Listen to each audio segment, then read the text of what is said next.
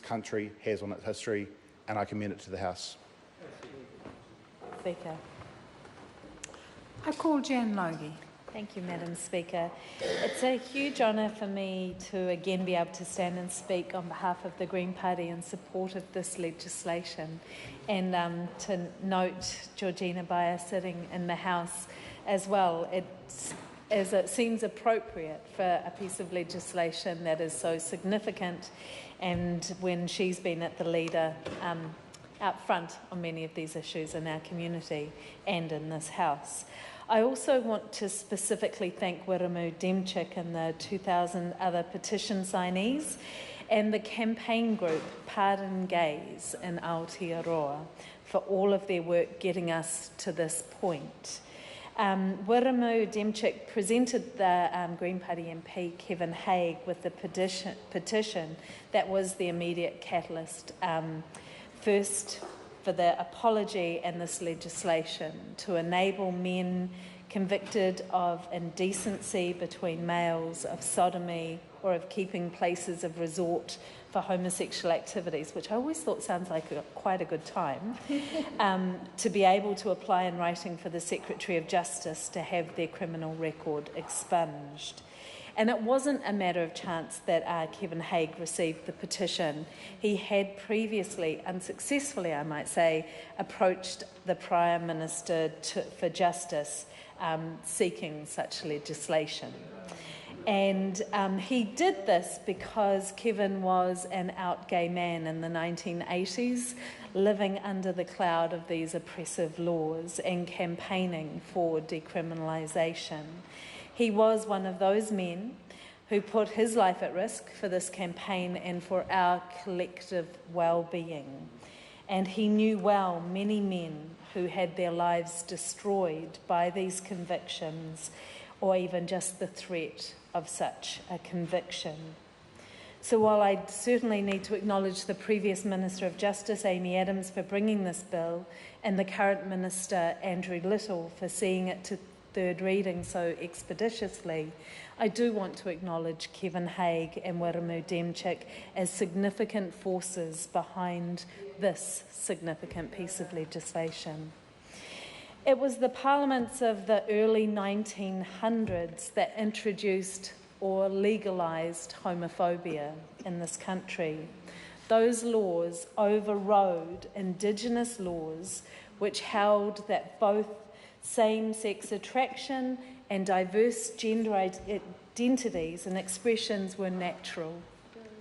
That was the status quo before the government introduced legislation to legalise homophobia and hatred. So it is our job to remove the harm from the laws that were created by this place and to apologise, because it was harm that we created from this House. And I do think it is worth following on from some of the other reflections and to take a moment to feel some satisfaction in how uncontested this legislation has been. It is encouraging that we've progressed so far since homosexual law reform in 1986, when so many New Zealanders seem to believe that homosexuals, gays, lesbians, bisexuals were an abomination to God, were mentally ill, that we were sexual perverts and all paedophiles.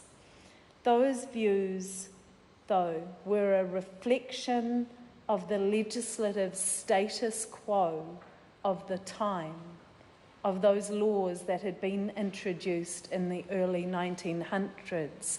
Those views that we now recall with a slight sense of horror reflected the law. The law reinforced those beliefs. And through the process of the petition and then the Select Committee hearings on the bill, we have heard again how many lives were ruined by those laws. And we've heard the experiences of men who were convicted and men who were not convicted but had their lives made small when they could have been huge. And we heard of people isolated and stigmatised and beaten and abused because of these laws and these convictions. And we know that people have died and sadly still in some cases continue to die because of homophobia.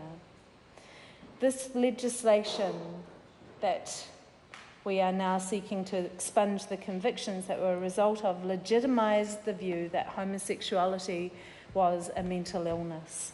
And this ended up seeing people hospitalised and electrocuted and tortured by our state as a result of being who they were and loving who they loved. We need to remove the convictions and the shame from these innocent men who suffered horribly because of the decisions of Parliament to criminalise them. Many gay and bisexual men lived in constant fear of being discovered. Many did things they were not proud of to try and protect themselves. This legislation can't fix it all. There were famous incidents. A previously incredibly popular mayor of Whanganui was given 15 years of hard labour for attempted murder after shooting another gay man who was attempting to blackmail him. This incident led, and the media around it, to many gay men and bisexual men leaving the country, as we've heard described already. It was a common situation for men to leave and go over to another country to escape the homophobia here. And this mayor's conviction will not be expunged by this legislation, obviously. It's not covering attempted murder. But I hope the apology and this debate around this legislation does extend to remove the shame and blame from all the men and their families affected by this legislation, directly and indirectly. And also to note that well-respected closet New Zealand author who was given a suspended sentence in return for giving evidence that sentenced an older gay man to 6 years of hard labour for being gay, who never ever mentioned that incident again because of the shame, we can only assume, of feeling responsible for that man's conviction and pain.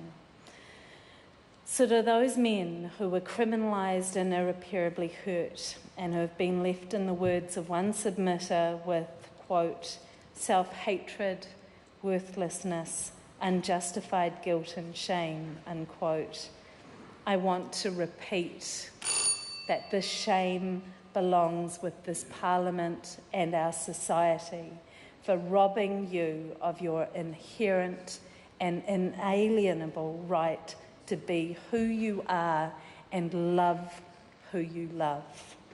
We cannot undo the damage, but I hope that today represents another step towards healing for you and for us as a society. And has been noted by previous speakers, we do. This homophobia, when you pass the law and decriminalise, it does not disappear. We still feel it in our schools and in our communities and in people's lives. And I will echo the words of Grant Robinson on saying the only reason I can understand that we have not ensured access to basic healthcare and basic legal rights for people, transgender people, can only, to my mind, be a result of the outstanding impact of these laws. And we in this House need to make that connection to be able to move forward. It is not enough to say sorry and to enable people to get the convictions wiped out. We need to wipe out homophobia and transphobia from every part of our society. And I am proud in the Green Party to stand in this House in one of those moments where we are making a united commitment to do that. Kia ora. Madam Speaker. I call Matt King. It's a real pleasure to take